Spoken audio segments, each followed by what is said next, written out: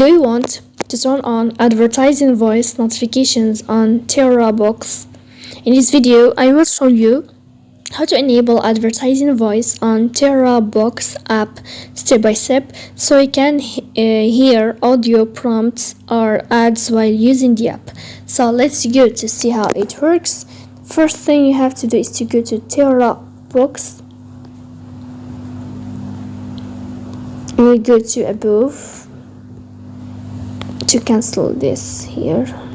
As you see here on this page of home, you will go to this sign of me or profile, you will tap. After that you will go to settings, so you click on settings.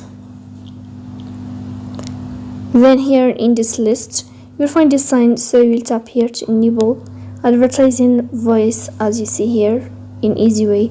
So that's it. If you are enjoying watching this video and if this video is helpful for you, don't forget to support us by like and subscribe.